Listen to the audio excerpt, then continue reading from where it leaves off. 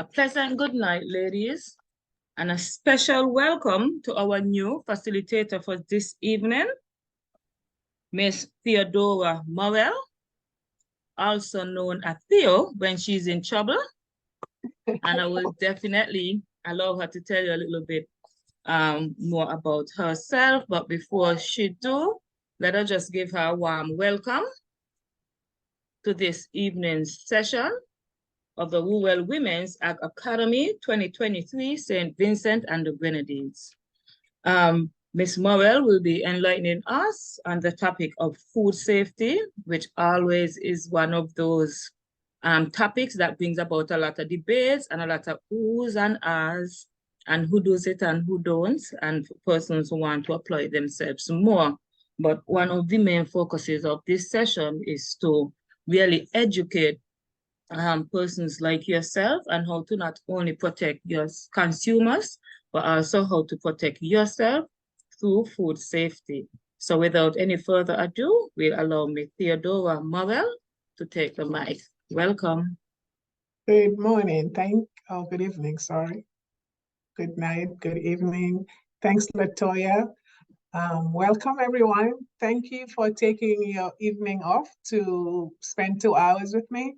I know it's hard, all of you are working, and when you come home, you have to probably prepare dinner, get the kids ready. So I really appreciate you guys being here today. Like Latoya said, my name is Theodora Morel, and the only person who says Theodora is when I'm in trouble. So I normally go by Theo. I am born in St. Lucia. I reside in the US. I am currently retired. Prior to retirement, I worked for a number of industries: Kellogg, General Foods, Kraft, Mondelez. My last job was as the Vice President of Global Quality for Kellogg's. And that means I was responsible for writing policies, working with regulators, training for all of Kellogg's company across the globe. So I've seen it all when it comes to food safety, from soup to nuts. And how did I get to be with Helen's Daughters? So when I retired, I was trying to figure a way to give back, because as most of you may know, food safety is not a high priority. We don't track it. We know it's there, but when it comes to food, especially in agriculture, we don't put a lot of emphasis on it. And a lot of that is because a lot of the policies are written by the developed countries and passed down to the underdeveloped countries to put it into action. And so it makes it really hard. I know when we did the first cohort for St. Vincent, so it's not that we don't have policies in food safety, we have policies. It's just getting people to implement them and, most importantly, enforce them. So today we are going to, and we have 3 sessions. Today, Tuesday and Thursday, we are going to go through a number of food safety items. What I want for you to do is, as you go through the courses, not just the food safety course, but where you're gonna get the most out of it is trying to link all of the different sessions. So you had sustainable agriculture and all the sessions that you have, try to see where they link, because they are all interconnected. So before we start and before Latoya puts it on, I'm gonna ask you guys to be a little bit more engaging. And so who would like to tell me, when you think about the program that you are in, why do you think food safety is important? What's the link between food safety and agriculture? Anybody in your experience? Why is that important?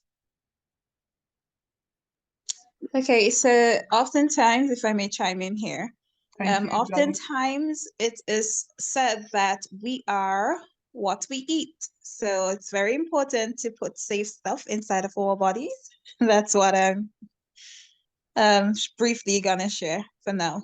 And that's right on target. We are what we eat, what we grow, what we eat, what we feed our customers. Anybody else?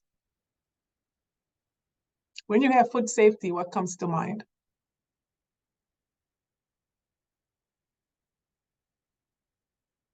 Nothing?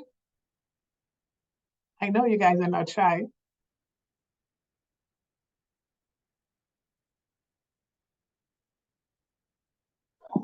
What comes to mind, good night. What Good comes night, to my Ashley. mind where food safety is concerned is whatever produce you may have, it's always ideal to put like an expiry date, um, um, properly labeling your stuff so that persons would be able to know what they are putting into their bodies and the duration that it would have on the shelf. Mhm. Also, like the ingredients in your stuff, you put them there because there are persons who might be allergic to certain things, and that is one method of giving them a safe way of knowing what they're putting in their body. Very good. And thank you for bringing up the allergen part, because that's also a critical food safety component that I know in the Caribbean, we don't focus too much on it, but it's like the #1 cause of illness, of foodborne illness. So we'll touch on that too. So food allergy is a big part. So thank you for mentioning that. One more person? Hi, good night. When I think about food safety, I think about eating and don't getting sick because you eat something. Yes. Yes, yes, yes. That's putting it in a nutshell. Eating and not getting sick. And if you think about it, when we are in the food business, whether it's for ourselves, for our family, our first principle should be do no harm. Food should be nutritious, healthy, and as much as possible, keep us safe, right? So today we are going to go in depth into some food safety items. It is going to be introductory. And if you have questions, put them in the chat or raise your hands and we will go through. You don't have to wait till the end. If you put it in the chat and I have a break, I'll pick it up and answer. So with that, again, thank you for joining. And Latoya, if you could start with the slides, that would be fantastic.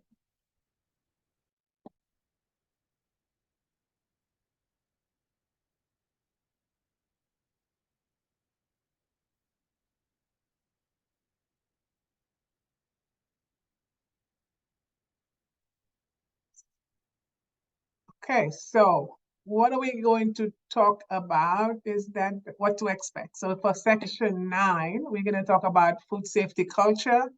We'll talk about the basic principles of food safety. We'll talk about foodborne illness and microorganisms. We'll delve into kitchen and personal hygiene. You have homework. You have a farm food safety plan. Does everybody have their journal? You should all have received a journal from Latoya. If you haven't received it, please send Latoya a note. She will definitely send it to you. And in that, you have a little bit of homework that you're gonna do. And tomorrow, the next session, when we meet again, we'll talk about the food safety plan. And I also need 2 volunteers at the beginning of the next session to summarize 2 or 3 key learnings from the prior session. Okay? Next.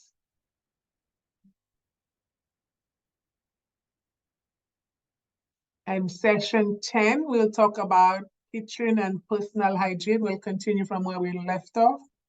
The next topic we'll spend a lot of time on next session is GAP, which is Good Agricultural Practices. And that's the food safety principle that we use for the farm. We'll finish the food safety plan. And I know there's some of us in the group that does agro-processing food safety. and we will touch a little bit on agro-processing for food safety for agro-processing. Next slide.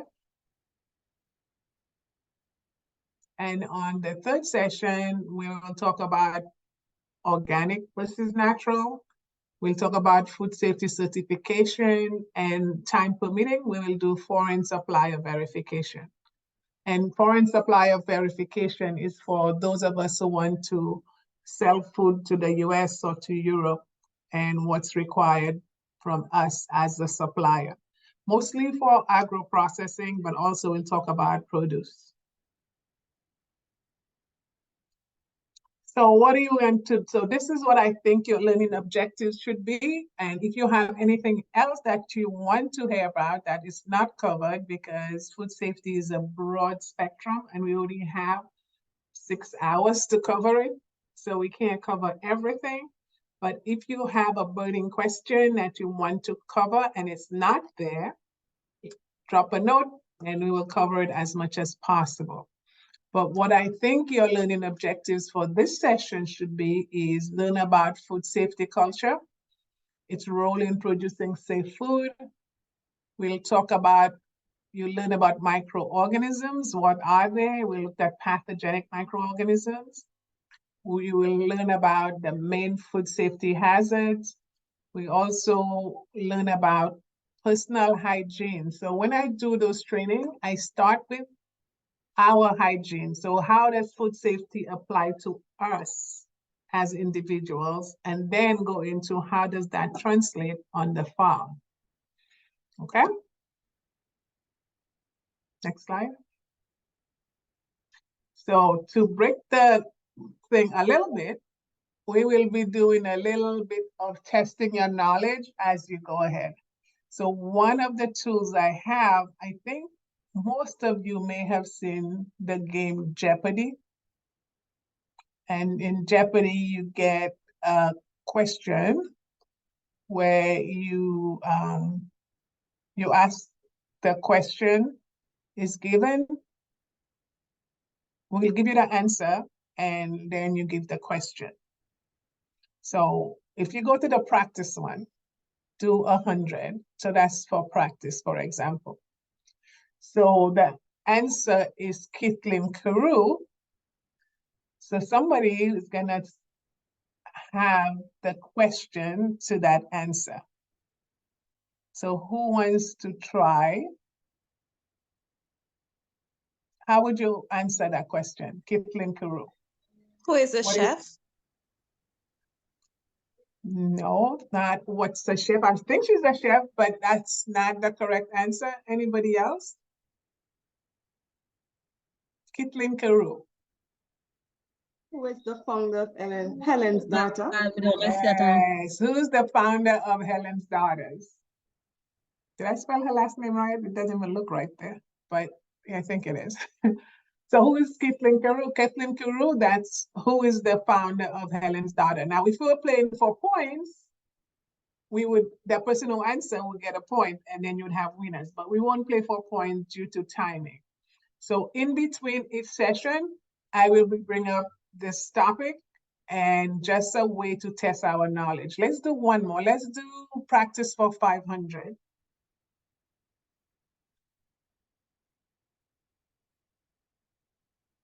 So links agriculture. What is agritourism? Oh, somebody's getting on it. Yes. What is agritourism? Okay. So it's going to be easy, right? Yes.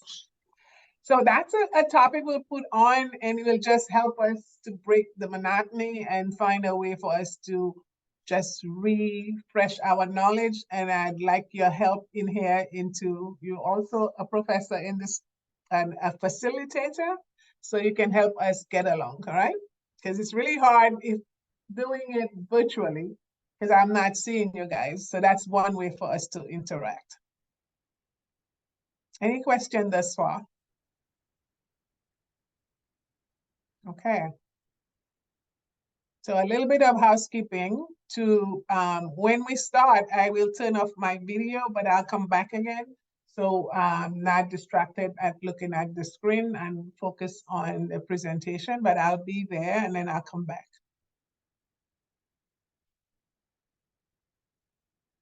Okay, food safety culture. Go to the next slide.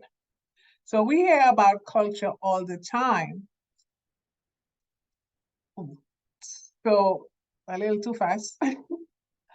So in food safety, the word culture is not that different. And so we say, could you go back one more, Latoya? So culture is the way of life. Now one, go back again. Forward, go next slide. So culture is a way of life for an entire community. So it's something that you do for the community. It becomes part of your practice. It becomes the way you do things. You don't even have to think about it. It just happens. That's what's a culture. So if you go back, take the slide, one more slide.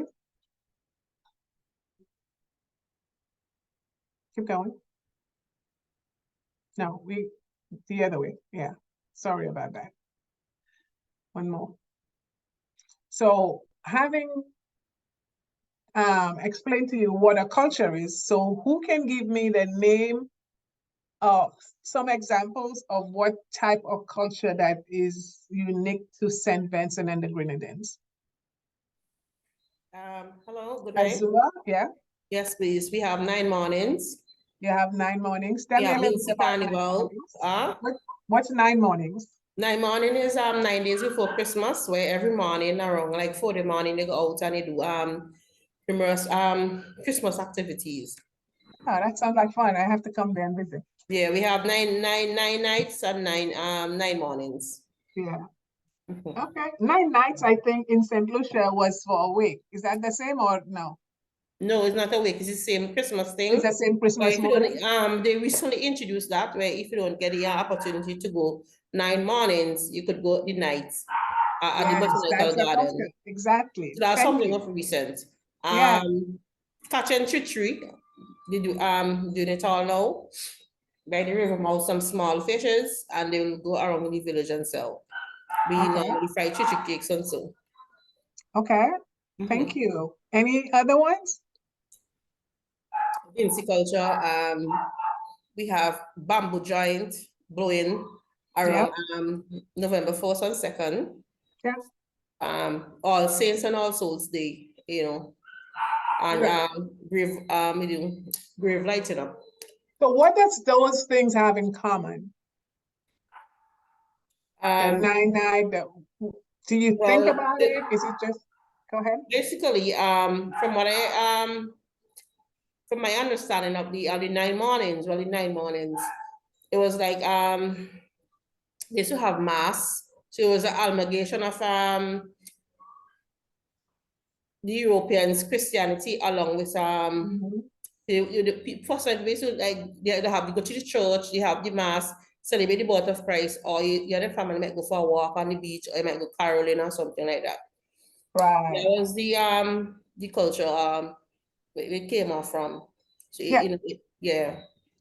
And Phyllis said it's a tradition. It's something that we do. It's not something we naturally think about. It's just the way we do things. Yeah. So go to the next slide.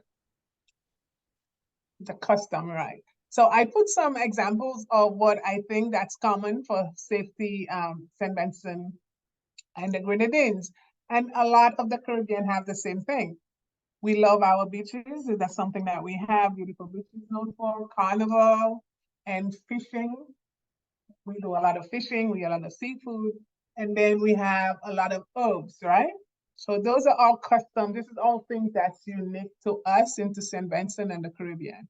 So food safety culture, if you think about it, is not any different. So we think of food safety, we tend to think of food safety as this big thing that's separate by itself, but it really isn't. It is basically the culture that we have to take. And especially if you're working in a factory, we tend to forget that we are making food. We forget the culture of making food requires us to be clean. It requires to have good hygiene because we are making food for our family and for our others. And we want to make sure that people are safe from eating our food. So that's what the food safety culture is. And some of you might be saying, well, that's common sense. Why are we even talking about it? Because the reason why, especially as you get into the bigger industries and we start importing and exporting food, it becomes almost robotic, and we tend to forget that we are making food. We think about the dollars, the monies. We don't think about the cleanliness and the safety of the food. So as you talk about food safety, I want you to think about the food safety culture and how you behave. Next slide. So here's a definition from the GFSI, Global Food Safety Initiative, that most people use. It's food safety culture. It's shared values, beliefs, and norms that affects your mindset and your behavior towards food safety in, across, and throughout an organization. So it's not one person's job to do food safety. If you have employees, it's everybody's job to do food safety. We are all responsible for ensuring the safety of the food that we make, whether it's for our family, whether it's for us to sell. And regardless of where we go, it's the same thing. And it's not any different, okay? So I want you to think about food safety, and it's something you do every day. When you go to restaurants, when you go to the supermarket, you expect to get safe food. And as a farmer, you are supposed to also give safe food. Next slide.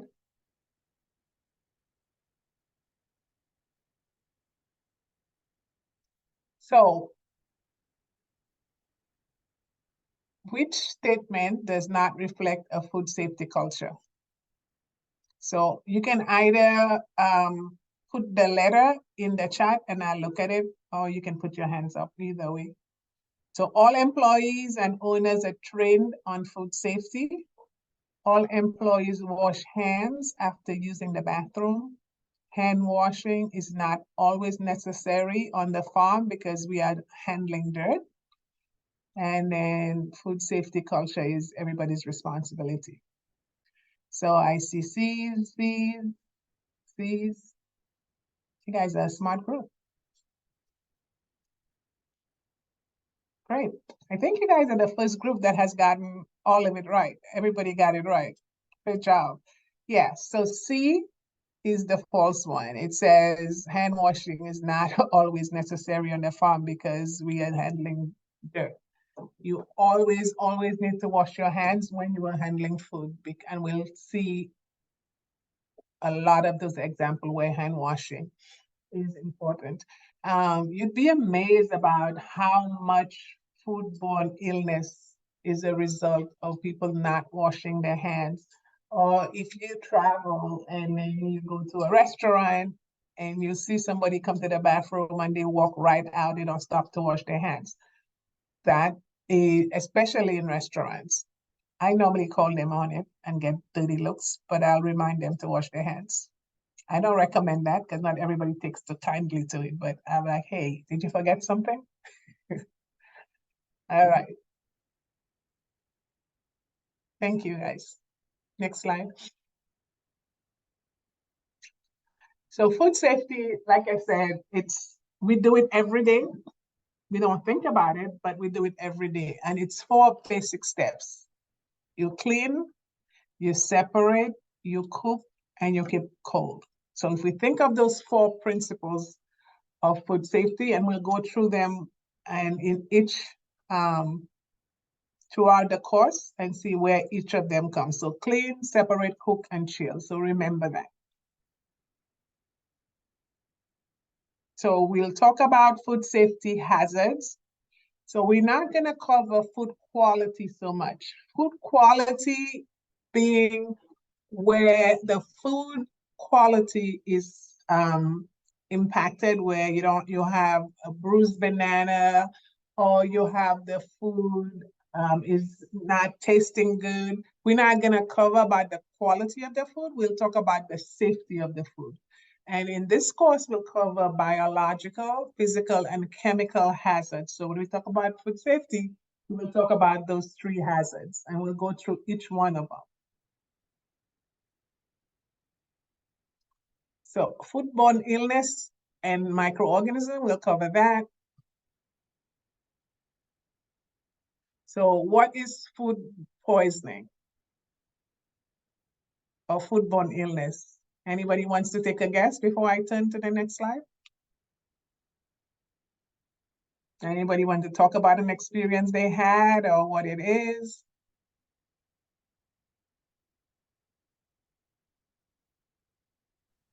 No? Valentina, you wanted to say something?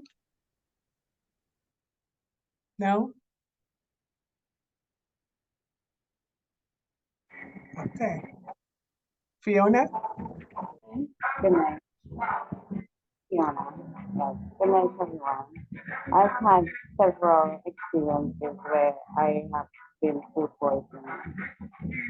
Right? Fiona, I'm having a hard time food hearing you. poisoning. Um, yes, I have a lot of noise in my background. Yeah. All right, we'll come back to you. Somebody said contamination. Yes. That's a form of food poisoning, Azuba. All right, so let's go and see, let's take a look at what is foodborne poisoning. So it's an infection or irritation of your GI tract. So something that you eat, whether it's physical, chemical, or biological, that can make you sick. It can be caused by food or beverage that contains harmful bacteria, parasites, viruses, and chemicals. Today, we are going to focus a lot on bacteria because that's probably the primary cause of foodborne illnesses. Parasites, not so much. We'll touch on a little bit on it. Viruses, and then chemical. And allergens will fall in the chemical category. So food poisoning, you can click a few more. Yeah. The number one cause of foodborne poisoning is the improper cooking and storage of the food. Poor hygiene comes in second. And I think some people find that hard to believe, but most food, if you have a contamination in it and you cook it properly and store it properly, it will minimize foodborne illness. Food hygiene comes in second because it's a cross-contamination that happens after that. People at the highest risk for dying from food poisoning are very young children and elderly. Most people, if you get foodborne poisoning, will not die. It just makes you wish you were dead after you're done, if you ever had it. But if you are in good health, you will recover from a foodborne poisoning. Next slide. So most foodborne poisoning has those symptoms. Some of them based on what organism that you have contaminated with, you'll have one or the other. So the symptoms are nausea, vomiting, diarrhea, and abdominal pain. And some of them, I call them, if you have a really bad case of it, I call it the 2-bucket disease because you are vomiting and then you have diarrhea. It is not fun to have food poisoning if you ever experience it. Next slide. But it can be prevented. Unsafe food causes about 600 million cases of foodborne illness per year. Try to put a grasp around your head about 600 million cases of foodborne illnesses per year. That's globally. 420,000 deaths. And 30% of the foodborne deaths occur in children because children are the vulnerable population.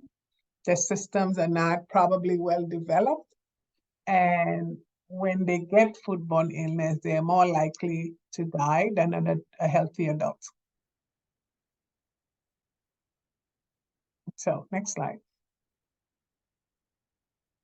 So when I've talked to the Caribbean, a lot of us believe that all of those cases are not happening to us in the Caribbean. We don't have an issue with foodborne illness, but we do. And it's alarming because I'll show you the number, and the number is low. And the reason why it's alarming is because we in the Caribbean, and I say the Caribbean, some islands are probably a little more advanced than others, but we don't have a good way, a good system for reporting foodborne illness, for documenting it, for tracing it. So a lot of us, we get sick, we just assume it's something we ate, we take our hit and we go. There's no way like in the US or Europe where everybody goes, the hospital calls it in. So you have a good documentation, so you have more.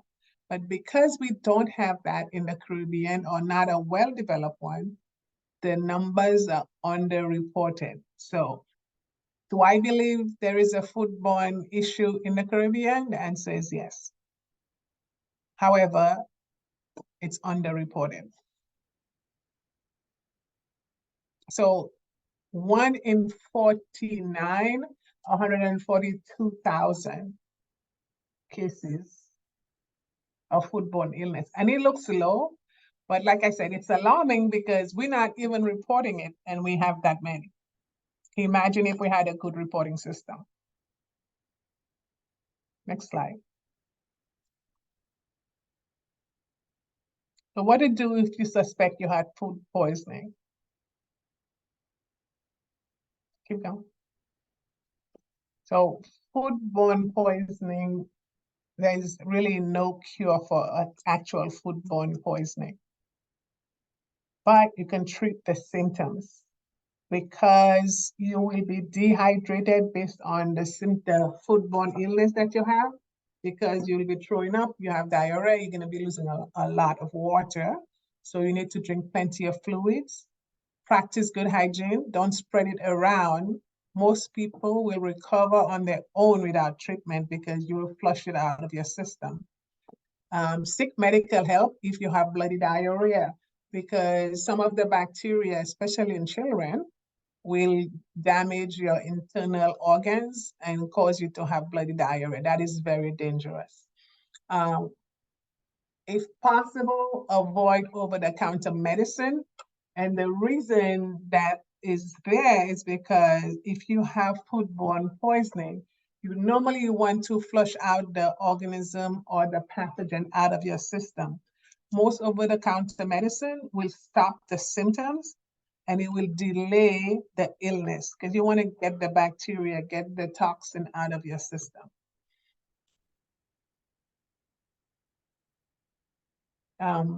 Next slide.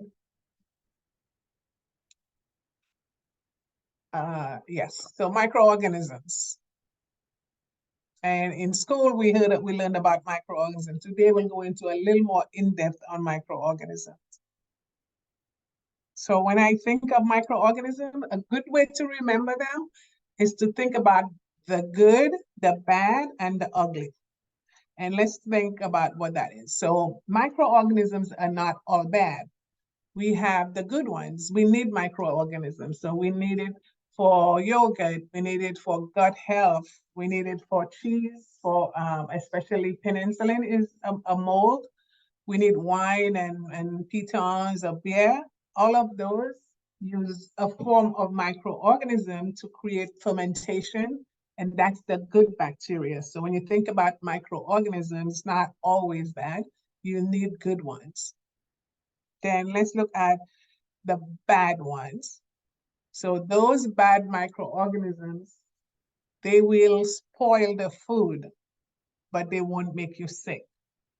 So you can easily cut off a piece of that spoil, like in that lemon.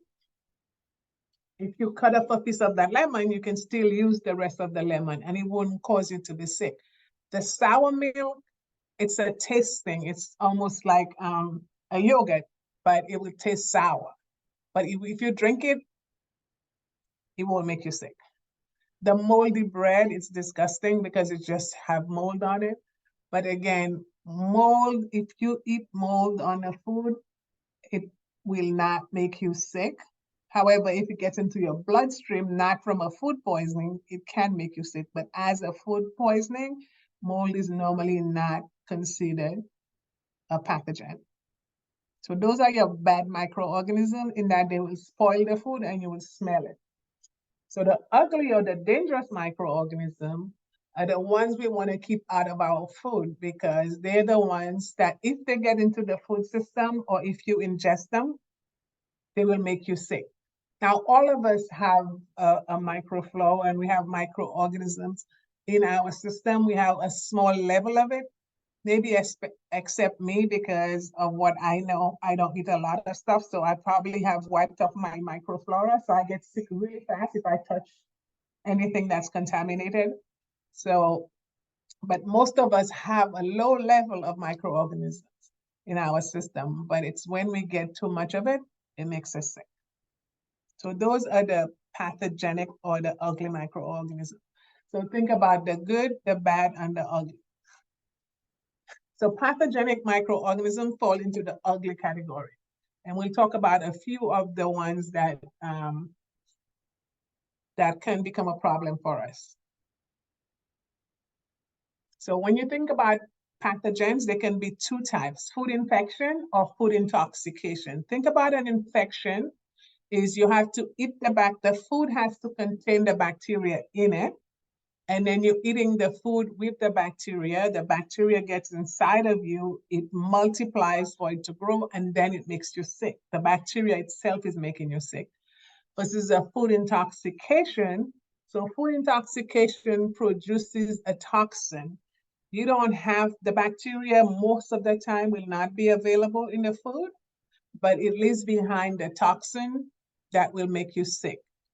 And an example of a food infection is salmonella, and intoxication is botulism or Staphylococcus aureus, Staph aureus, you eating the toxin. Okay? So let's talk a little bit about some of the pathogenic ones. Campylobacter is a food infection. It's the leading cause of food poisoning.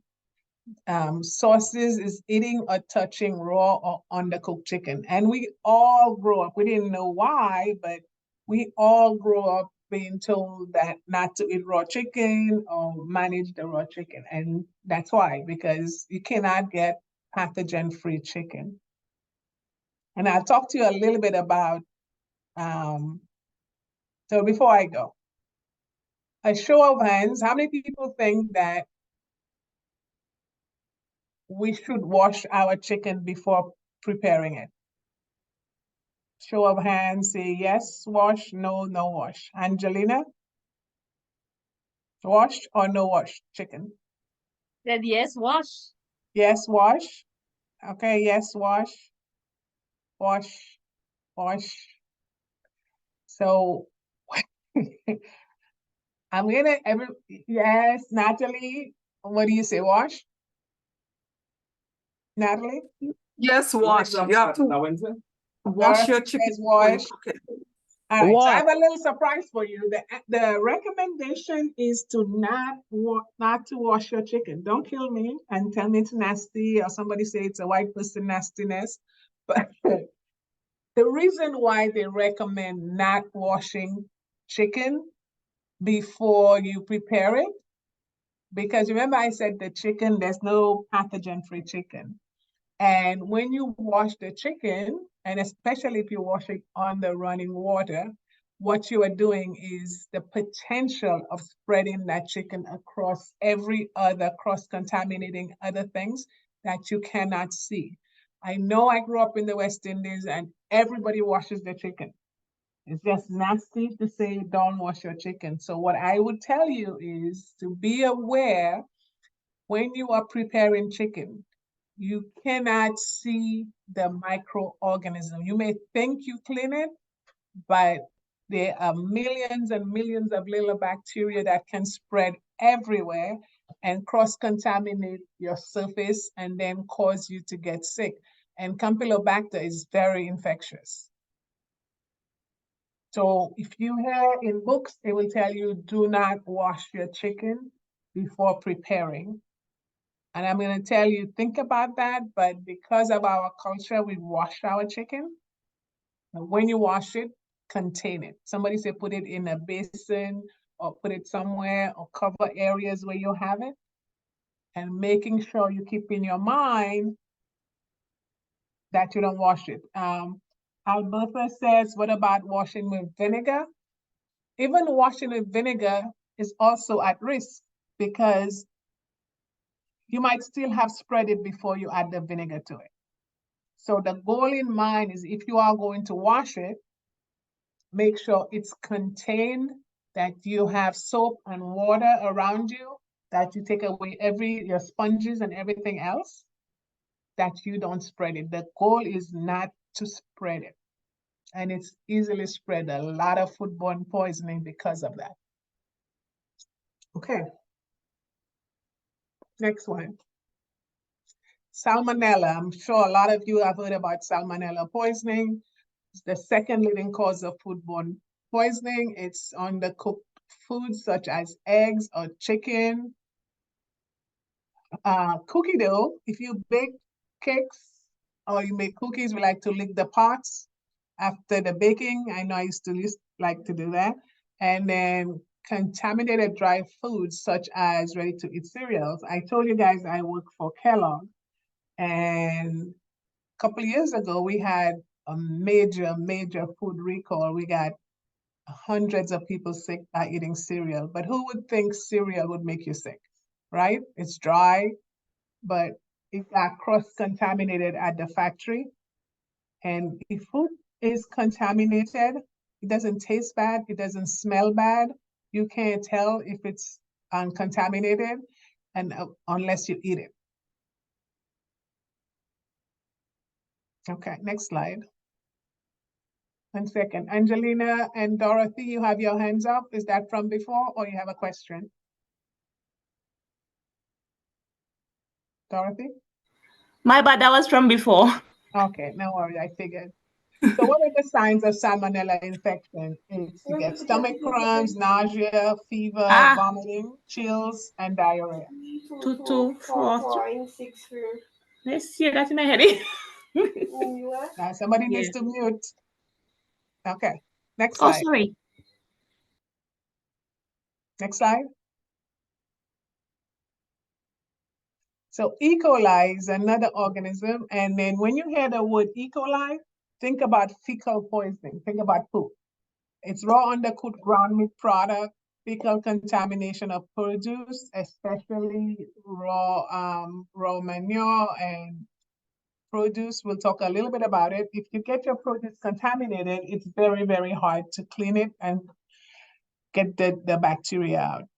And you find it in contaminated water from feces. So E. coli is called Escherichia coli, but it is responsible for one of the most deadliest outbreaks in the US.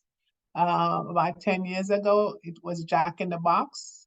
They had undercooked chicken and a lot of kids died from it, and it gave them hemorrhagic E. coli.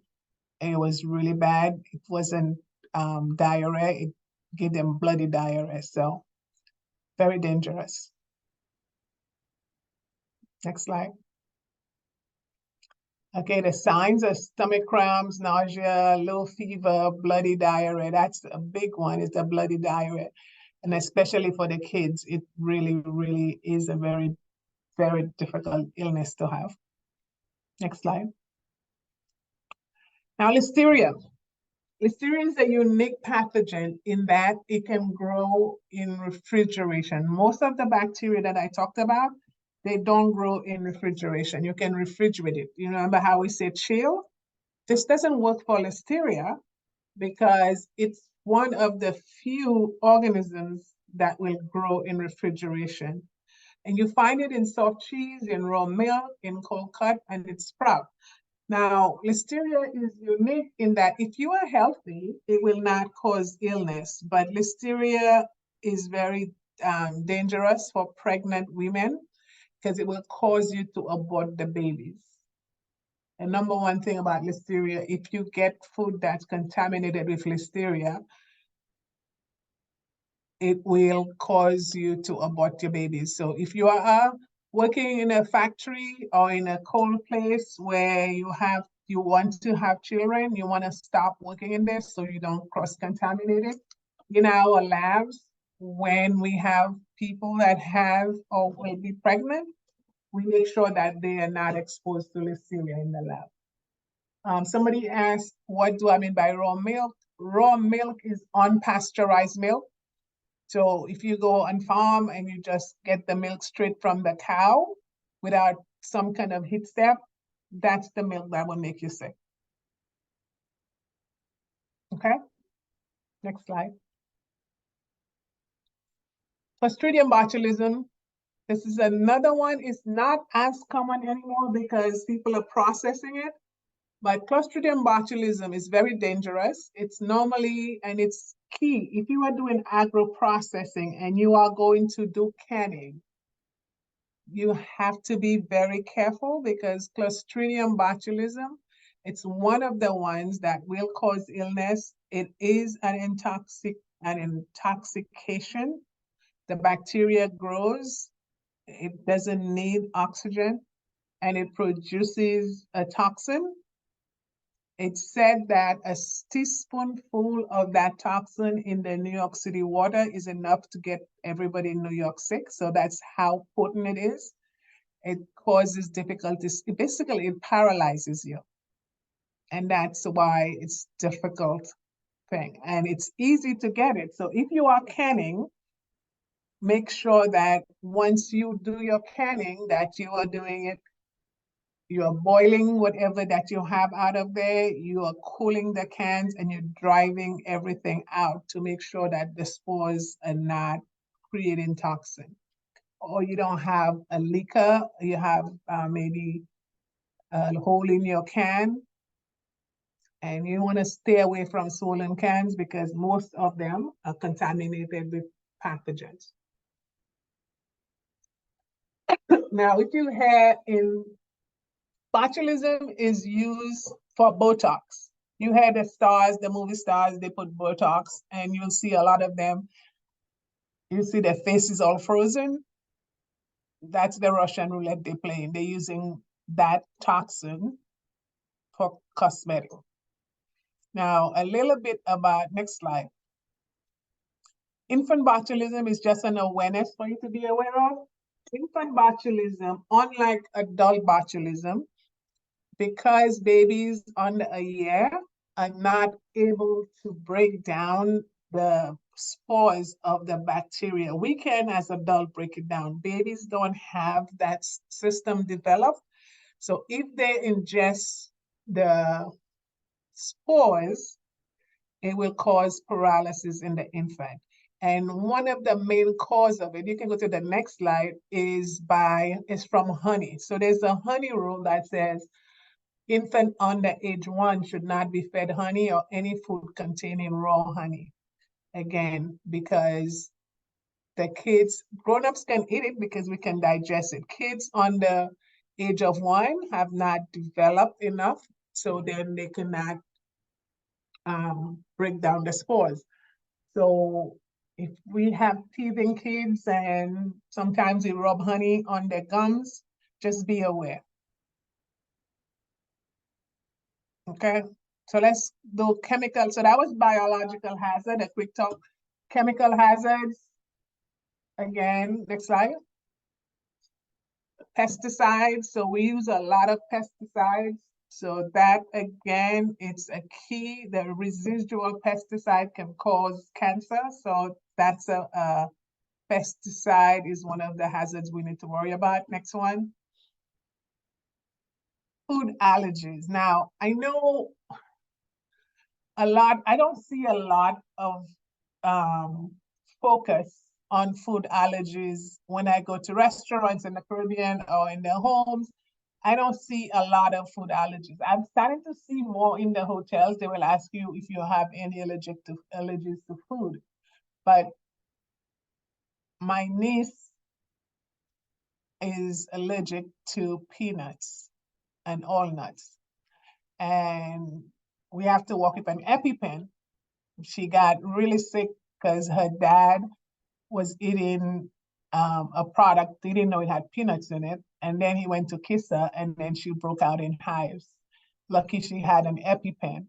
So when you deal with food, make sure you know the allergies you have because it will cause foodborne illness, and it can be deadly if not addressed fast enough. I just had a colleague of mine, she was 42 years old. She took her daughter out to New York for her graduation, and she got fish allergy. She didn't know it was in there, and unfortunately, she didn't make it. So it is a very serious, serious hazard. Not to scare you, but just to be aware. Next slide. Keep going. Physical hazard. So we talked about chemical, physical, some examples of physical hazard. Phyllis John said when she tells people about their allergies, they laugh. Again, that's because people are not educated. Now you have sensitivity and you have allergies, all right? Some people you have sensitivity, but then allergic reaction is when you have a physical chemical reaction to some of the allergic foods, peanut being the number one. So here are some examples of physical hazard that you need to be aware of. So if you are farming, especially seeds, stems, stones, nails, jewelry, that's why I say most people don't wear jewelry, bowls. So those are the kind of things, if you are in the farm or if you're doing agro-processing, the last thing you want to do is have physical hazards. Some of them will cause dental problems, a lot of dental problems.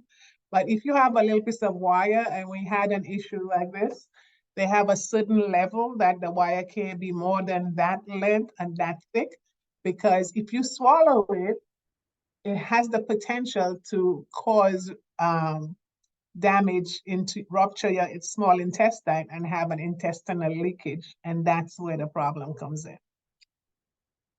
So all things you need to be aware of. Let's keep going. So we'll take a break here and we'll do a quick test your knowledge of what we have.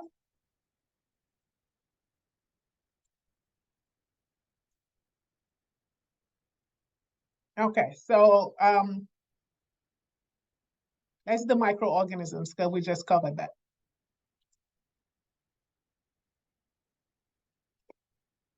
Anybody wants to take a category? Microorganisms, 200. Okay, under processed canned food.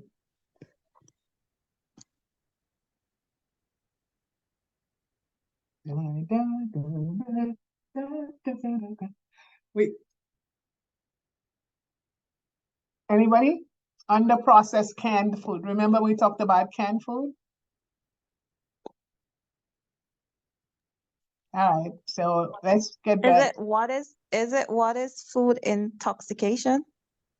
That could be food intoxication, yes, but not exactly. But you are on the right track because it is intoxication versus infection. But go to uncover the question, the answer. What is the source of C. botulism? Remember I said, okay. Yeah, canning. Yes. When you do canning, Yeah. it's important because that's on the processing will cause botulism. Let's do one more. On the microorganism. 100. For how much? 100. Oh.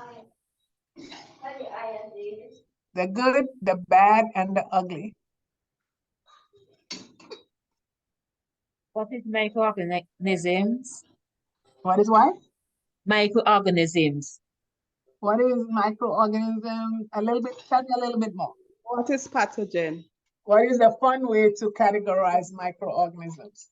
Right, so it's not what is it's just a fun way to remember the good, the bad, and the ugly. So the spoiled foods, the pathogen foods, and just the regular bacteria. Okay. All right, great. And I'll leave those for you in your packet, so you can always go back and use it with your kids, yourself, or your employees.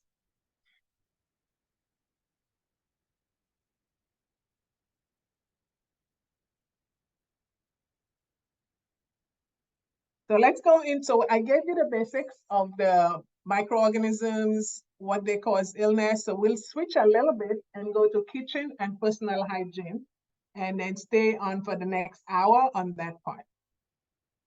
So keep in mind what we talked about, and let's do this one. So I'll have a little video if it works to start the process.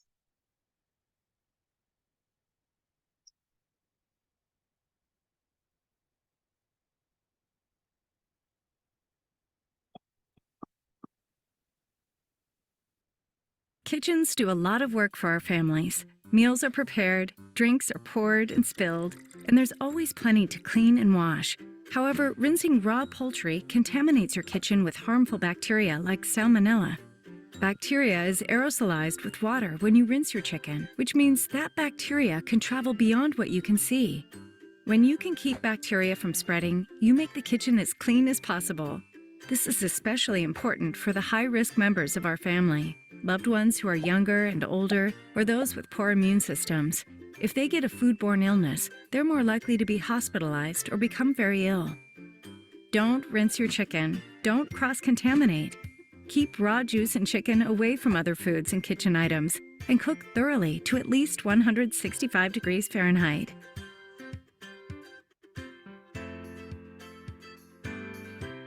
Okay, so just you see how the bacteria is spreading? That's because you cannot see bacteria, and they put glow germ. It's like a little pin that you put on there. And we do that test a lot with the kids in school, so you see how fast the bacteria can spread. Okay, so imagine you get invited, and we know in the Caribbean, we socialize a lot, we eat.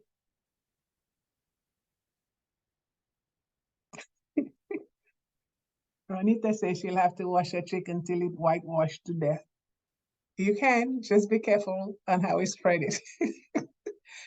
All right, so imagine you go and be invited to a dinner, everything looks delicious, and then you happen, if you are like me, to pass by the kitchen, but I go to the kitchen before I go and sit down to eat.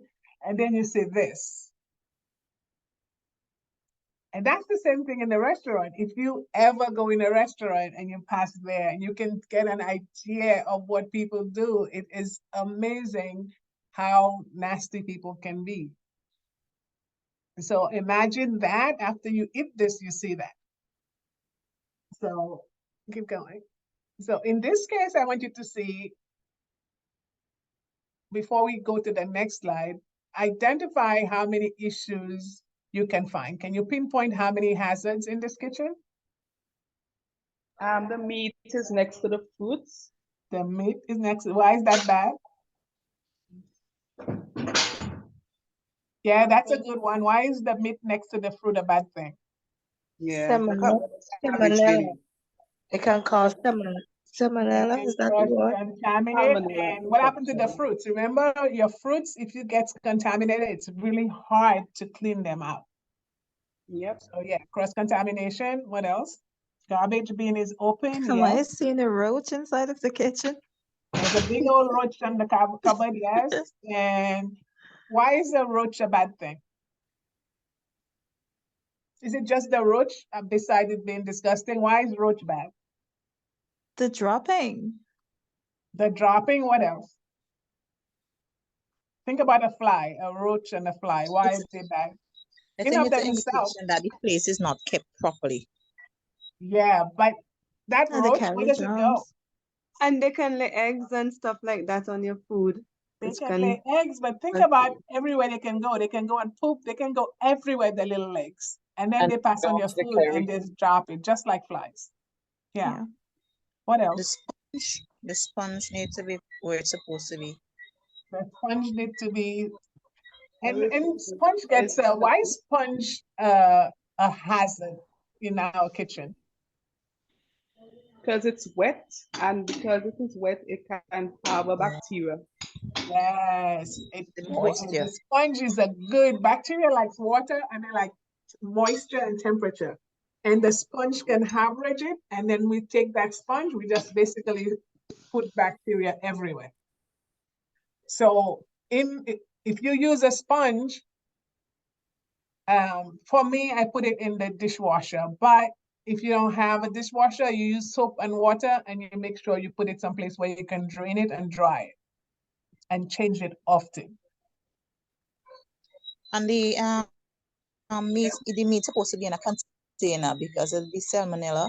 It's not supposed to be just rest on the counter like that. Exactly. There's something pile up as well, and the fridge is Yeah, like the disgusting it's not fridge ready for that means preparation.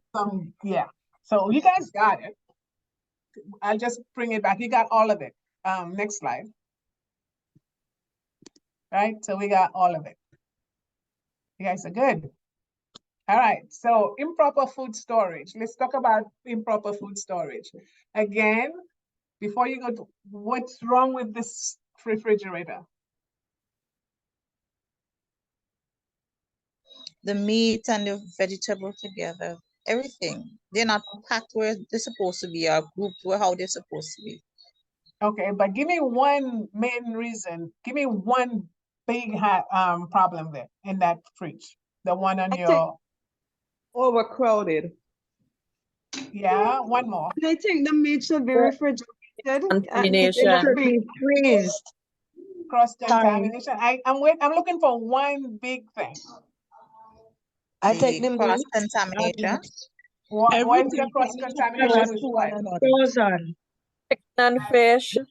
The meat should be in the freezer and not in like the chill section.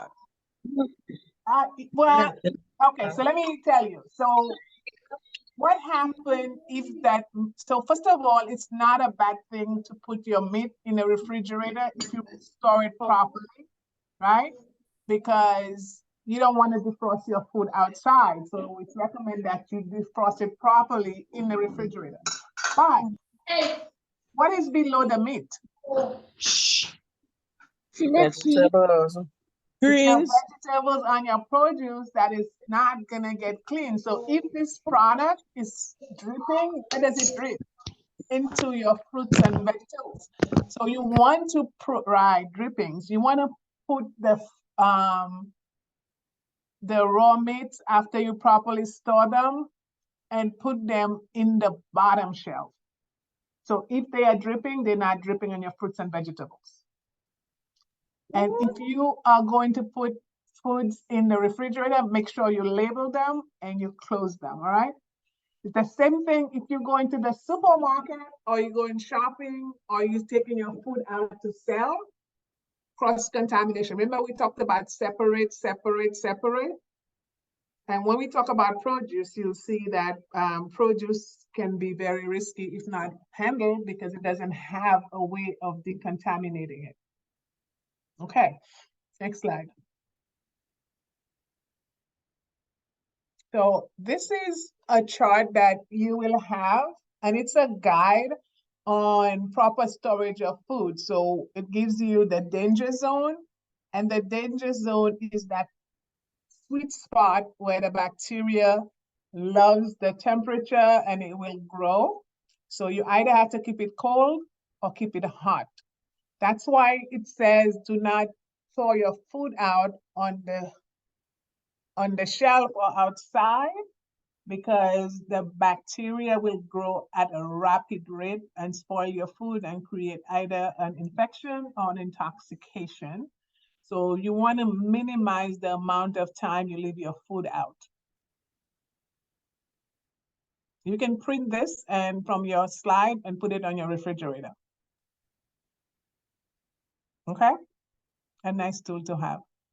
Okay, guess the food safety risks. Eating raw batter or dough. We talked a little bit about it. How many of us grew up tasting the dough?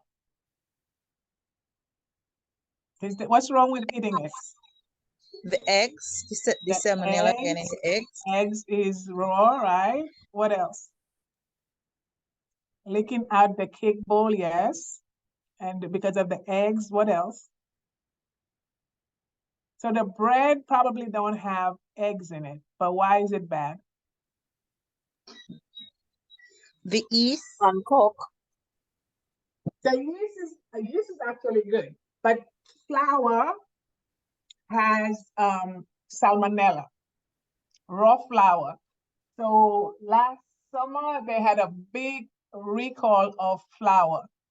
Now, I know the recall reached the Caribbean because it was sold in the Caribbean. And probably most of the time, when the Caribbean gets food from the US or from Europe and they have a recall, unfortunately, the food does not get removed off the shelf in the Caribbean or Africa. And I come home and I see food that has been recalled for months and it's still on the shelves in those Caribbean islands because the companies are not doing their due diligence or they're not removing the food on the shelf. But flour was a big recall. And then you say, well, flour, why would you recall the food? Because you're not supposed to be using raw flour. You're supposed to bake the flour. But a lot of people, when you bake, flour goes everywhere. And so we got a big outbreak and a lot of flour had to be destroyed. I had a problem with that because I think there's so much hunger in the world. I think that they could have done better and probably reprocess the flour, try to do something, because it wasn't bad. It was just people were using it improperly. So that's why when you use flour, and we use a lot of flour because we do a lot of frying,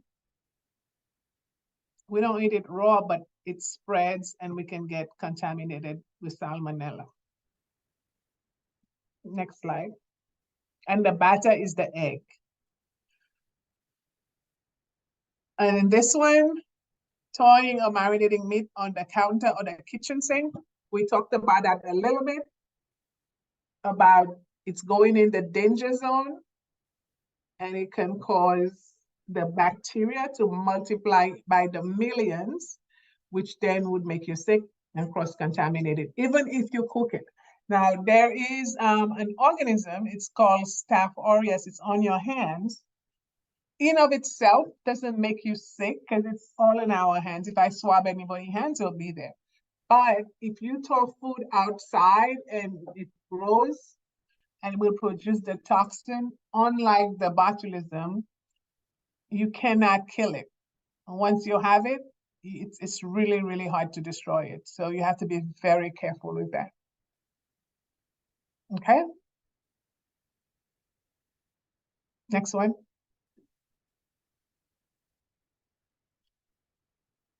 Again, so if you have good friends, somebody will tell you, oh, this food doesn't look so good. Why don't you taste it?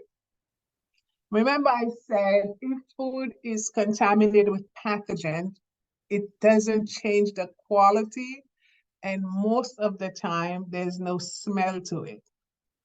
So if the food, you have a canned food and you suspect it has been contaminated, don't ever taste it. Especially if you're looking at botulism, that lick might be your last. So no tasting, no smelling. If you think when in doubt, throw out. And if you go to the supermarket, I have a cousin in St. Lucia, she likes to look for sale. And then you see there'll be a bin with dented cans and there'll be some price off because they have a dent. And some of it might be good, but you have to be very careful with the dented cans.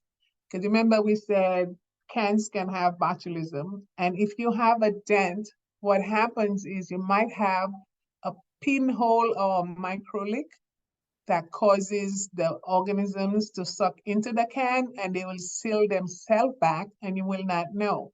So if you look at cans that has dents or if the top is swollen, don't use it. Next slide. And we talked about that again.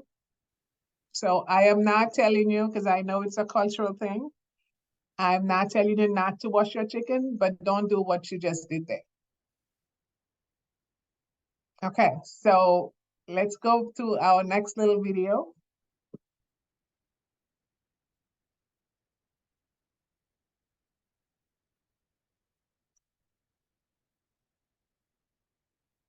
Is it the same one? It might be the same one.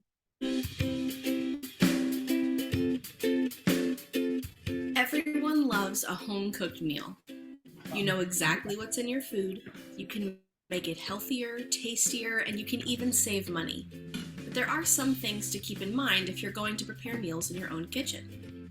Let's take a look at what this home chef is cooking up. I wonder what she's making. Hey, how much longer until dinner? I just gotta saute the chicken and cut the veggies for the salad. Shouldn't be very long. Maybe 20 minutes? Chicken salad. Now I'm getting hungry. Let's see if we can speed things up a bit. I don't actually recommend cutting this fast unless you've had some culinary training.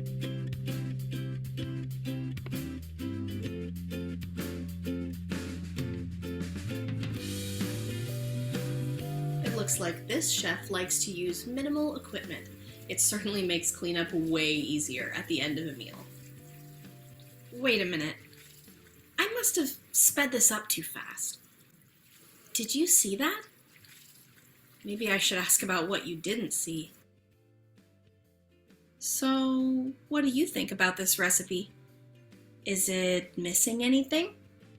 Or maybe it has a little extra something you'd rather not eat for dinner.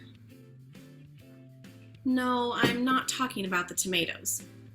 I'm talking about the extra side of GI upset, also known as food poisoning.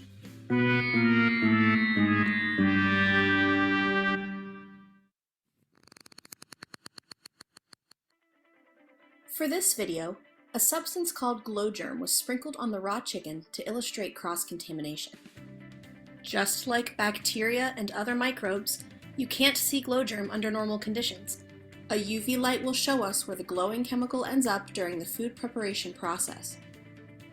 Cross-contamination is a process where harmful bacteria from one food spreads to other foods, surfaces, hands, or equipment. Even if meat has been cooked correctly, meals can still become contaminated with pathogens if cross-contamination isn't avoided during preparation processes. It can be caused by many factors. In this case, using a chopping board to prepare raw meats and then using the same board for ready-to-eat food. Cross-contamination is dangerous as it can easily lead to foodborne illness and, on a larger scale, an outbreak. To sum it all up, this meal is not as healthy as it looks. Let's review what our chef got right and where she went wrong.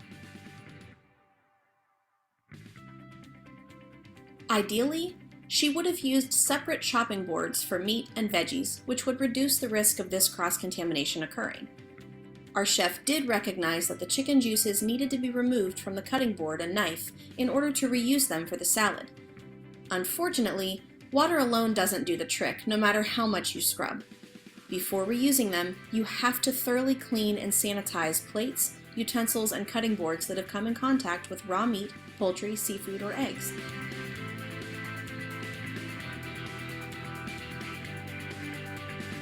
You should always use separate plates and utensils for cooked and raw foods. Our chef transferred the raw chicken from the cutting board to the pan on the stove using her original packaging and her hands, which is fine since the package will be thrown away and the hands need to be washed anyway, except she skipped that step.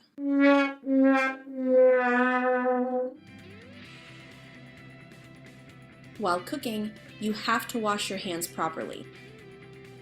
This includes after you handle any raw meats and after cooking.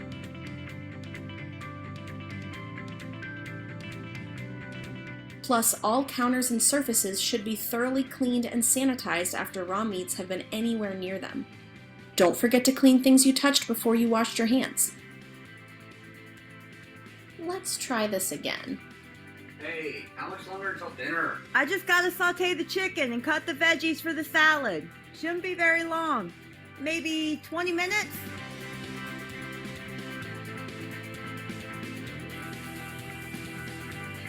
This time, after cutting raw meat, our chef washes the items she's going to reuse, and then washes her hands thoroughly. After cutting the veggies for the salad and grating the cheese, she washes them again after all meal preparation is done. Dinner's ready! And this time, indigestion is not included. Bon appetit! Okay, so I know you guys watched this and you have seen a lot of the one of the reasons why they say not to wash the chicken. But again, it's how you are aware. If you don't learn anything, it's awareness of how quick a bacteria can spread and you can't see it. And then we get a little bit of stomachache, we don't know why, and then we think it was just something I ate. Now, one key thing you should take away from that, and we'll talk about it when we talk about GAP, when you are making food or selling food, water alone will not get rid of the bacteria. Remember, the bacteria cannot be seen with the naked eye. So you either have to put soap or water, a little bit of bleach. I use, and I know people don't like the chemical part of it, but a teaspoon per gallon of water, teaspoon of Clorox or bleach per gallon of water will disinfect a lot of surfaces. And you don't smell it and you don't see it. But remember, washing by itself, especially if you're washing your hands after dealing with raw food, you need to add some soap to rub off the bacteria that you cannot see. Yep. Because of time, we can skip that. We can come back to that later, Latoya. I think we have a few more slides. Do we have more slides or is that it? Yeah, personal hygiene. So let's do that one. So good personal hygiene is common sense, right? It's keeping ourselves clean. And as a culture, the Caribbean, and when I go to the Caribbean, you'll always find a high level of hygiene. However, one of the problems is we have a lot of street vendors and we buy a lot of street food. Why is that a potential problem?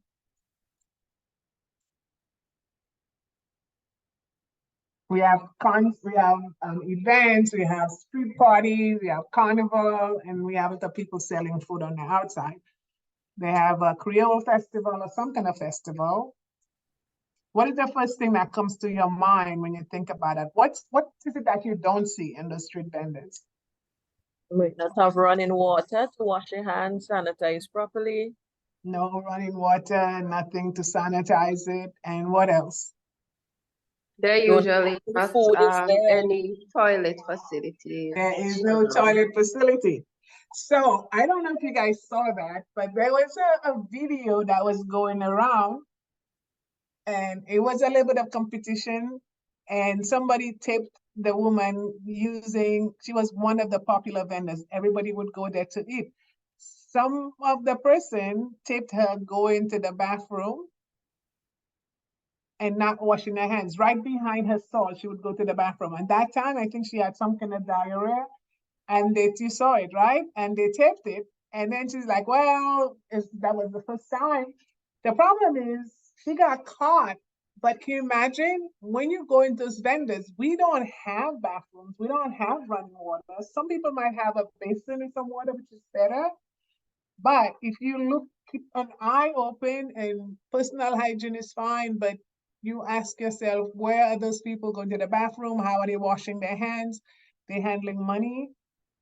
And just be aware of how and what you see. Yeah, we're not that conscious and disciplined. Just have to be aware. So good personal hygiene becomes really critical at home and if you're making food and also for people preparing your food. Next slide. So brushing your teeth.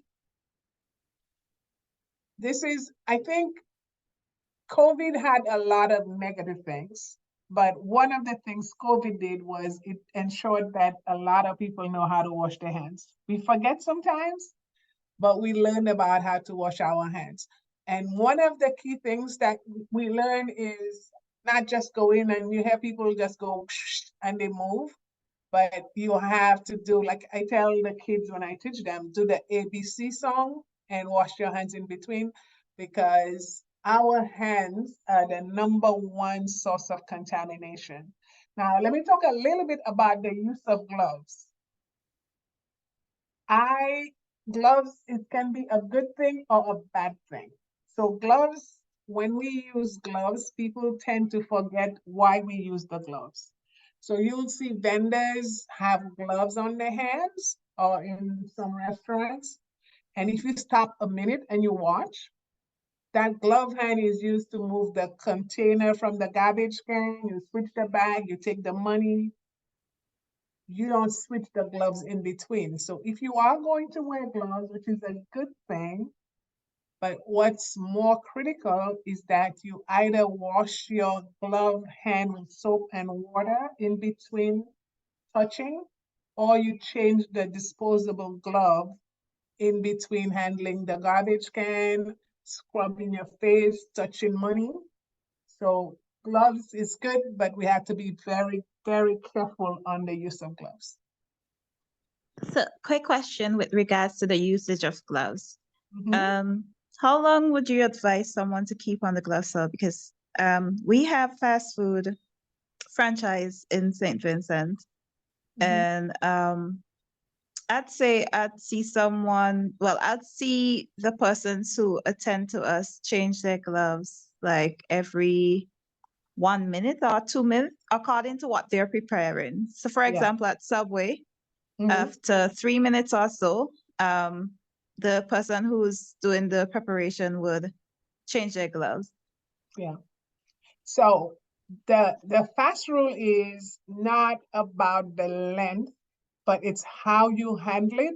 So if you are going to do gloves and you're preparing the veggies and the cold cuts, right? You should have different gloves or wash your hands, whether it's 1 minute or 2 minutes. You shouldn't be going back and forth between the veggies and the cold cuts. Yeah? If you're the same person collecting the money and preparing the food, you should change your glove in between. So the key is not how long, it's when and what you're doing. Okay. Make sense? I had a case where we had gone somewhere and the person was making batter. And they basically took the gloves out, put it in their back pocket, shake it down, went to the bathroom, washed their hands, and came back and put the gloves back and went back to work. Now that is an improper use of gloves. It's called disposable for a reason. Because think about what you're touching. It's the knowledge of why the gloves is there. It's not here to protect our hands, it's to prevent cross-contamination. Okay, next slide.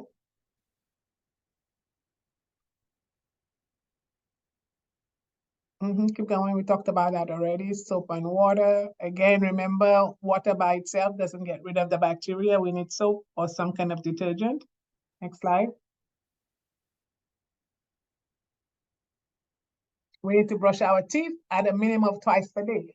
So that sounds like common sense, right? But a lot of people don't do that. And especially if you have a place where you're making food for your family, yes. But if you're gonna sell food to prepare, nobody wants to be around anybody that have cruddy teeth, because you have bacteria that's growing in your teeth and you don't brush it. You don't use gloves, you don't use masks, that goes into your food. Just nasty. Next one. We have to wash our body often and wear clean clothes.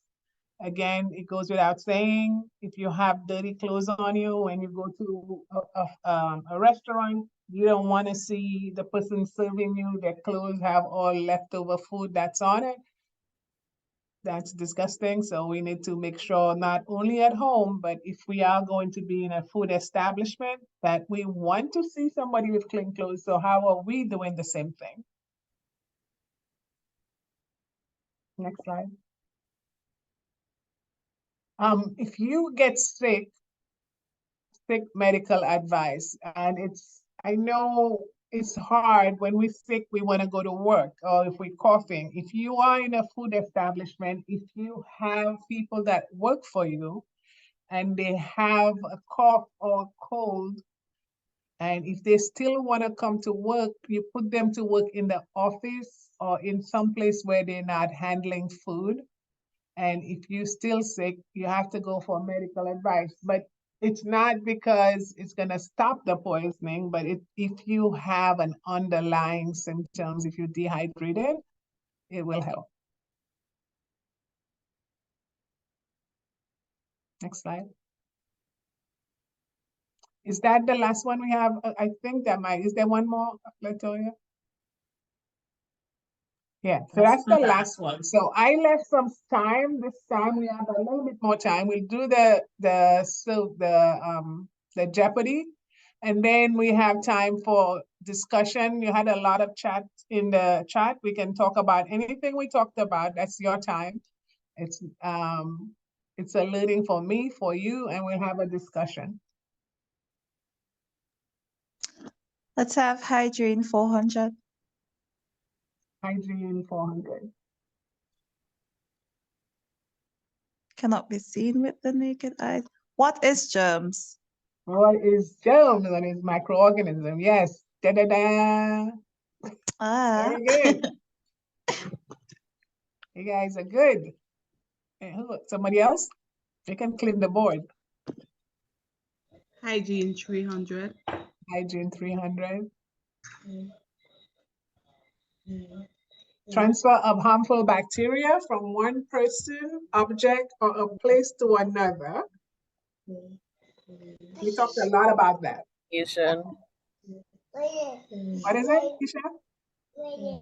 What is cross-contamination? Yes, what is cross-contamination? Very good. You guys are too good for me. Come on, go for the big numbers. They're not that hard. Let's clear the board. Anybody else? What about you, Empress? Empress, were you at the class before? 400. Jan, okay. Keep cold food cold and hot food hot. That's a tricky one. Let me see if you get it.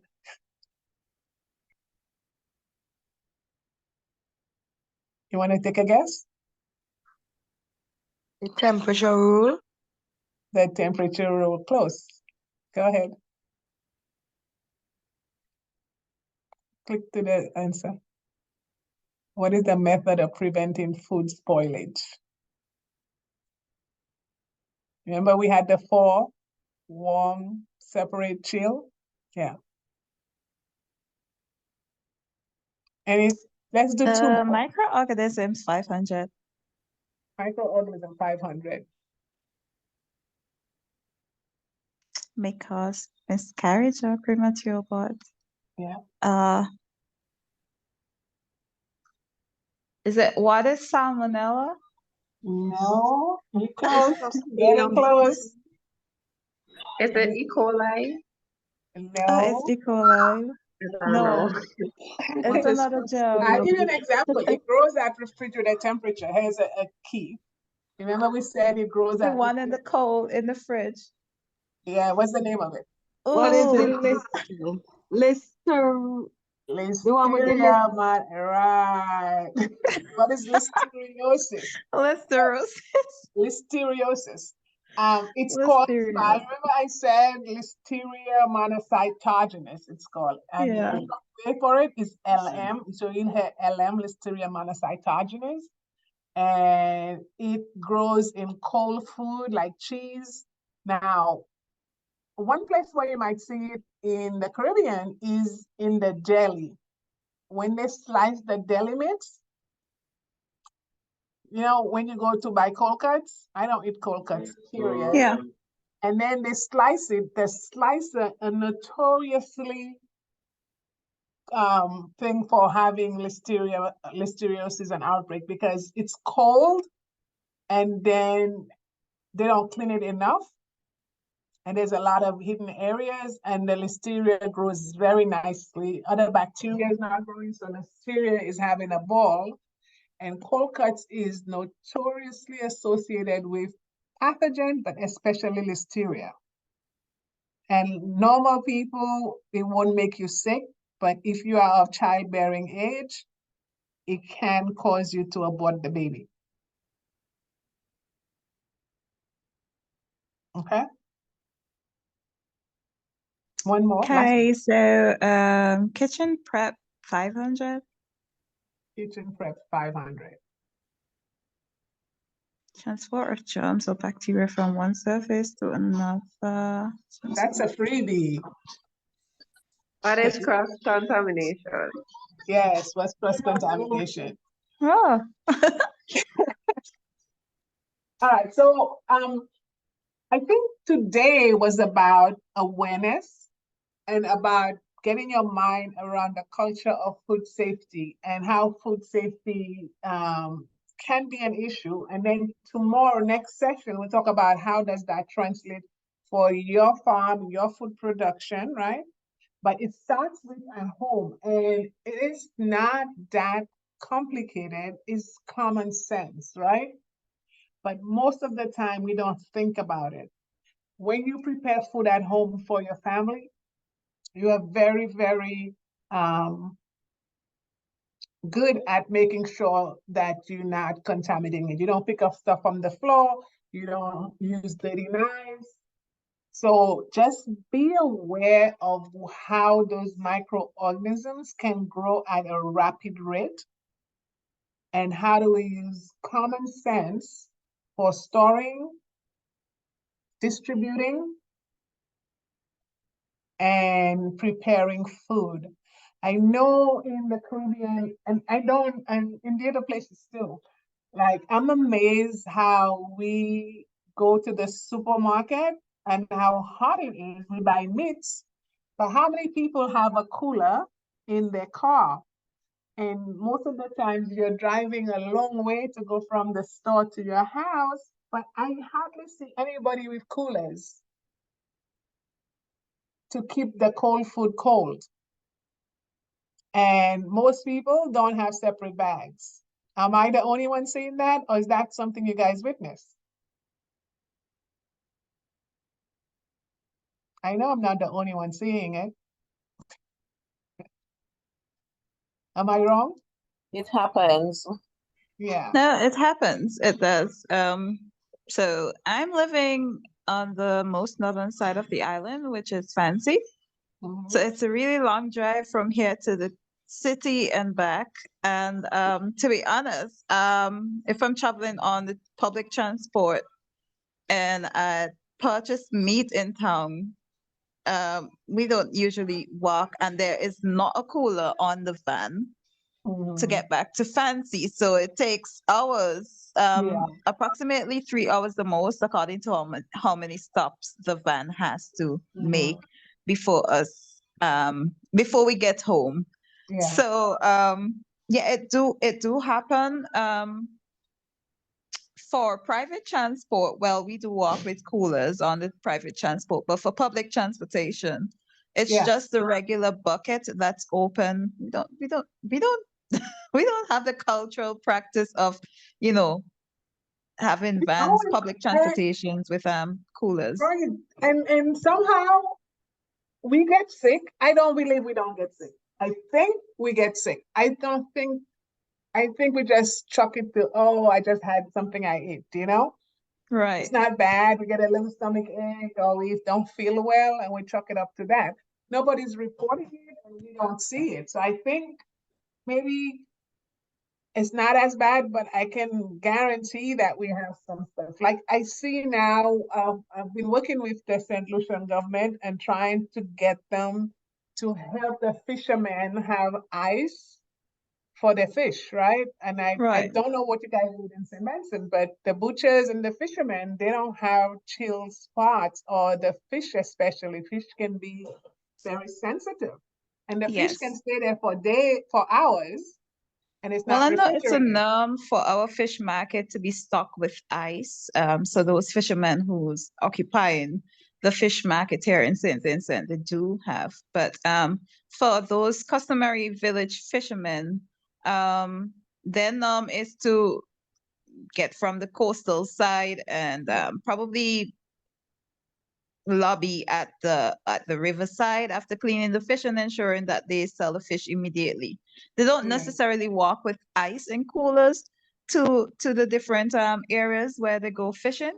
And so it's like it's like a culture.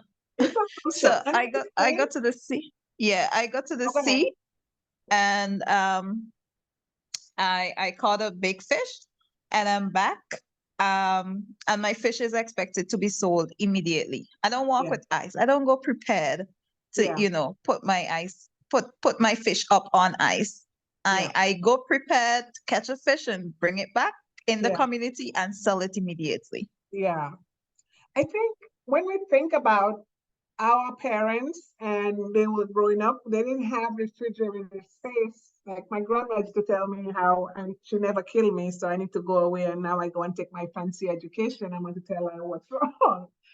But when you think about at that time, we didn't have to travel. We'd go to the fishermen would come in and we eat that now for now. We didn't have to travel. But now as we get more developed, we're traveling further apart. We're traveling from one end to the other. And we haven't caught up with the infrastructure to be able to put those on. And we'll get there, but it's just to be aware. Because not everybody has the eyes, not everybody has the ability to manage that. But whatever you can do, if you are going to go and get fish, try to minimize the distance that you're traveling, but definitely separate. At least with the meat, you can cook it. The problem with the meat is you can cross-contaminate it. But with the produce, you cannot clean. Once you get it contaminated, it's really, really hard to clean the lettuce and the other stuff. So at least practice separation. Okay? So any questions that we didn't answer? We have discussion. Tell me, Miss, I know somebody said they're gonna wash their chicken till it turn white, but which is good. I'm not asking you not to wash your chicken. In my own house, I have a fight all the time because somebody keeps the food on the outside and they don't wash. So I'm not even mentioning names, but it's hard. It's really hard, but being aware is what's important. So tell me any questions that you have, anything we talked about that's not clear.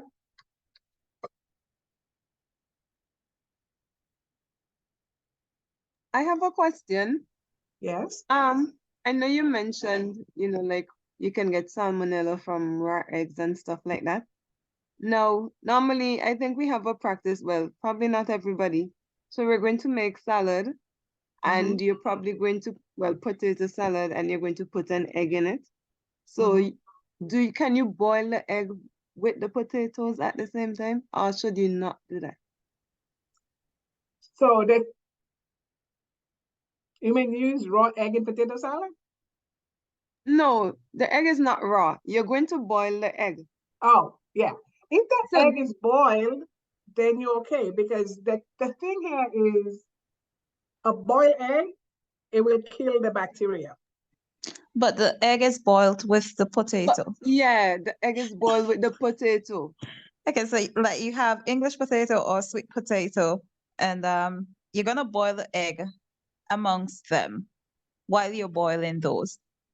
That's okay. So you boil them as long together. As you bring it to, remember that little chart I gave you? If you take the whatever you're boiling to 165 or bring it to boiling, that's one of the things that works for the Caribbean.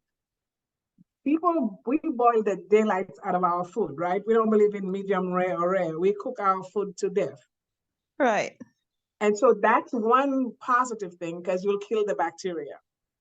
So as long as you're boiling it to a minimum of 165 degrees Fahrenheit, you should be fine. You just make sure you don't cross-contaminate it after you cook it. All right? So yes, you can boil it together.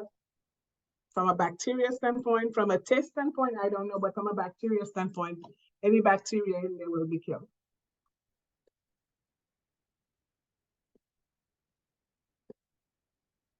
Okay, what else? Any other question? What about allergens? Let's talk a little bit about allergens. What are the list of allergic foods? Anybody? There's like 10 food that is So it ranges from nuts to seafoods. Nuts, seafood, what else?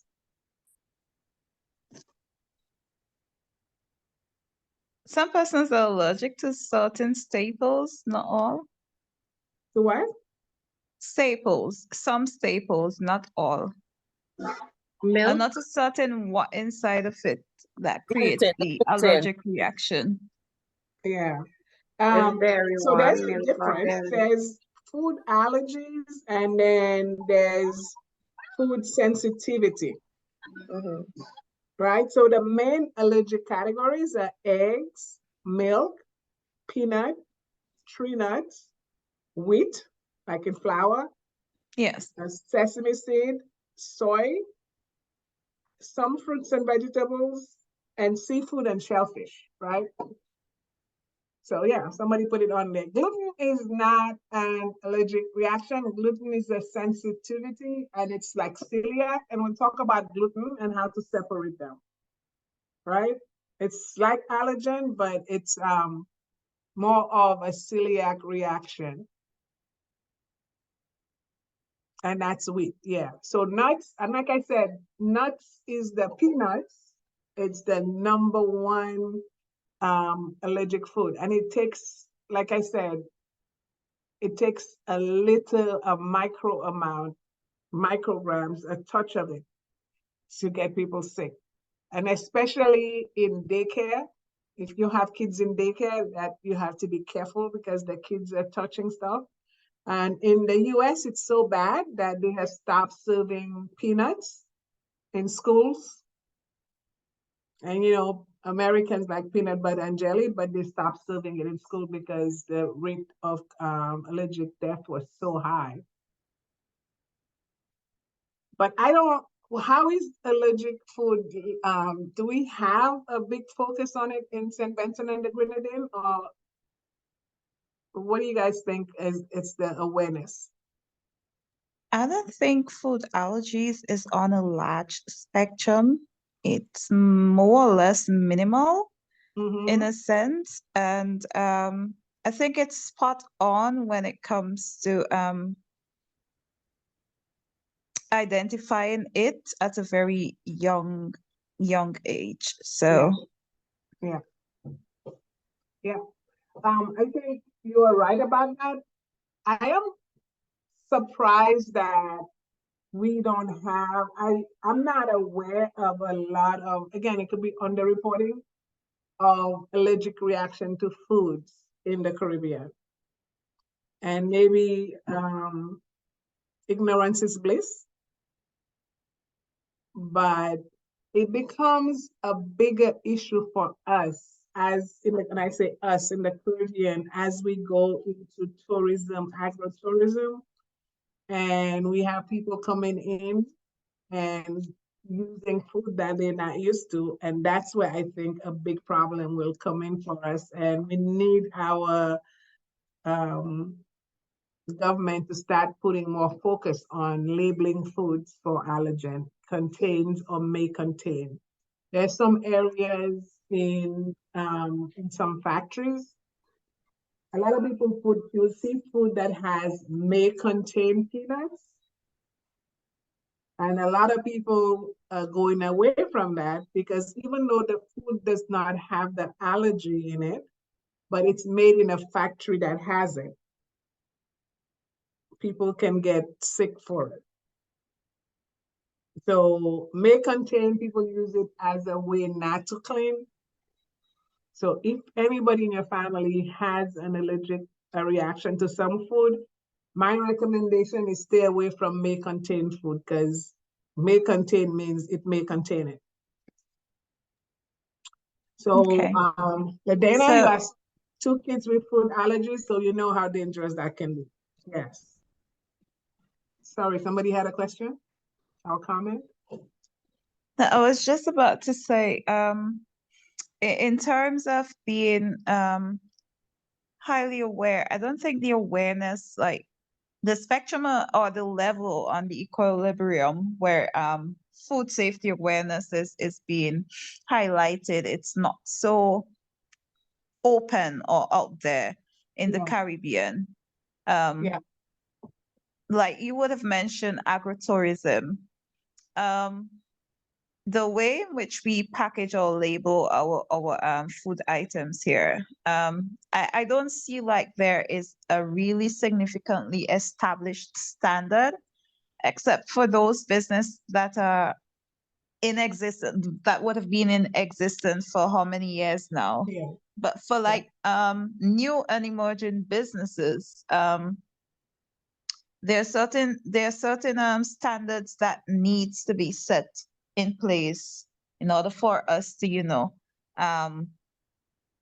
be more marketable when it comes to the business perspective of stuff. We may more or less say that we're using peanuts inside of the peanut punch. But do we have like, that checklist that a tourist can utilize to say, well, oh, I won't be able to use this because I'm allergic to peanut. Right. No, you're right on. And I think, so the good news is, if you go to the Bureau of Standards, and I've been pulling some, I didn't do St. Vincent, I think I did St. Kitts. The standards are there. The problem is, first of all, they're not easily available, and in some cases, the people have to pay for them. And the other problem is you need a PhD to be able to translate it and understand what it means for the smaller company. Because I've looked at one, and I looked at the, St. Lucia had one on allergens, and it gave me a headache just trying to understand it. So and first of all, it wasn't free, you had to pay for it. So the standards are there in most of the Caribbean islands in the Bureau of Standards. What we need to do is to be able to translate them in languages that the moms and pops knows how to do it. Right. And then make it accessible. So we have a lot of education to do to get them out. And then one big gap is we don't have systems for verifying. Right. Right? Who's holding you accountable if you don't have that proper label? So that's the area where the fall short is. Yeah, and that's where the companies, I know it's resource intense, we don't have the people, but that's where we have a lot of room to grow. Yes. Yeah. All right, we have 10 minutes. If you have any more questions, we can talk about it. Again, I try to leave a lot of space because I think it takes more for a back and forth discussion versus me reading to you. And it stays better if we have a discussion on it, or if you have questions versus me reading to you. I left a lot of references for you in the presentation that you can go back and take a look and read at your leisure.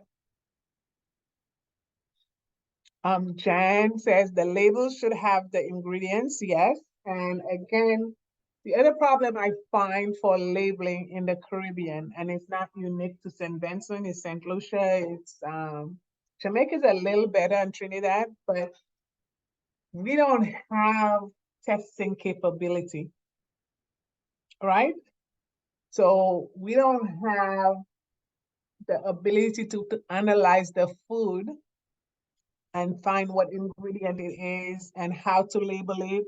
So, when you buy your food, if you look at the label should start with the highest amount of ingredients. So if it is sugar should be first. And then we need to put all the other labels in there. But to do that, you need to have a place to analyze your food, right? And that is not a capability. And that is where we're lagging. Available, right? Even when you have to test your water or do your finished food sampling, St. Lucia has no testing lab. They have to take it to Trinidad. I don't know about St. Vincent.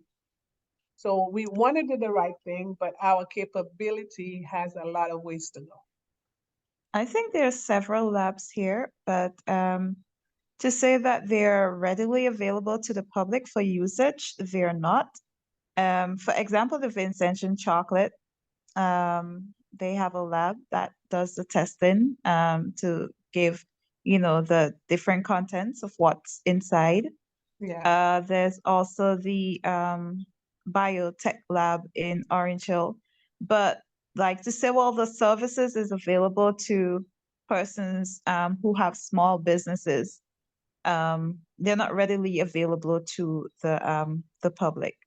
Yeah. That's good. So let me address, thank you. That's right on point.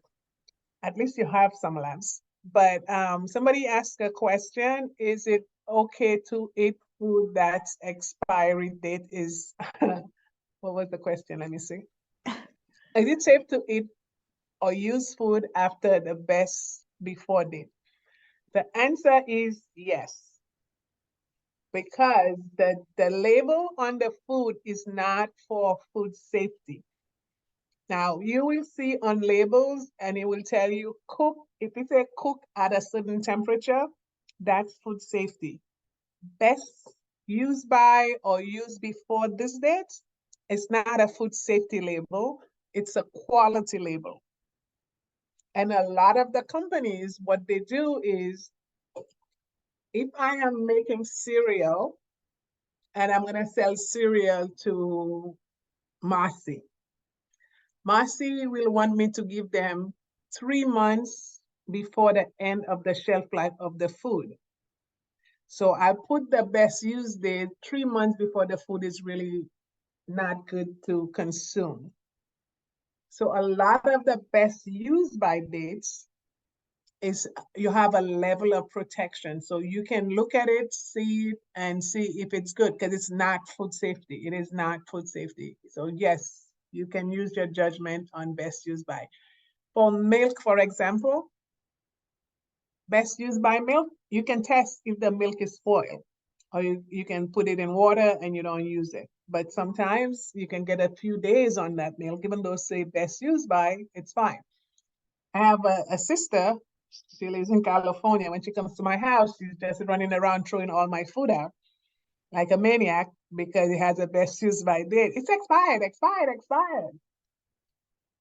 But it's okay in some foods to be able to use it past their best use by dates.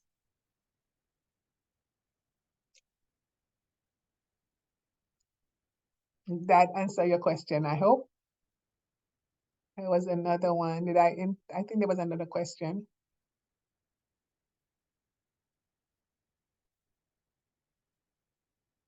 Okay.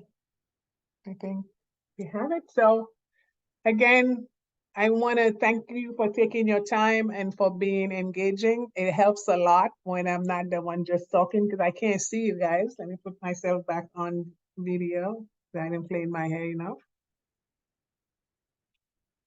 So it's encouraging when you guys are talking. It's really hard. It's like being a comedian. And if you do a joke, you don't know if the people are laughing, if they're not laughing. You're like, did they get it? Did they not get it? So I appreciate the interaction. I appreciate you taking the time. I know it's hard because it's after work and you have to do stuff.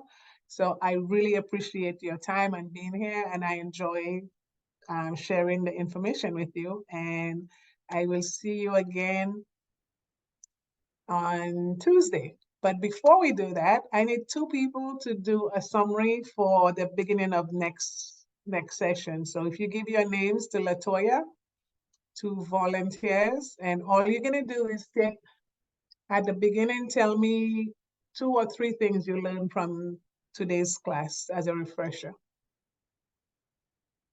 Anybody? Am I gonna volunteer somebody?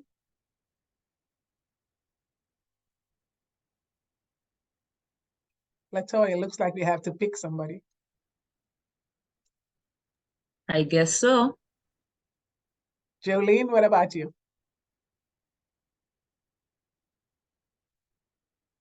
Jolene, can we put you down? Jolene is not answering. Let me see. Ronita, Olivier.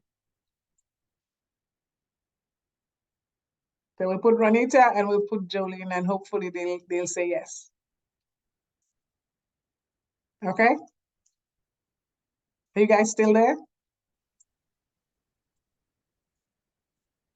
Hello, everybody, you still there? I'm here. Okay. And don't forget to take a look at your food safety plan in your journal. I have a little bit of homework. Does everybody have their journal? Is there anybody who doesn't have access to their learning journal? Yeah, if you don't have one, you should all have one. So I'm assuming that means you guys all have it. Go back to the section on food safety and you'll see a plan, and it's not a lot of work. Review it and just put as much as you can if you have a farm, if you have a backyard on it. So when we do our food safety plan, it will be unique to you. Okay? Well, with that, I say thank you again and have a good night, and I will see you guys on Tuesday night. Really enjoyed the session. I hope you guys did as well. Thank you kindly for having us. Thanks, and thanks, Latoya. Bye, Anytime. guys. Welcome.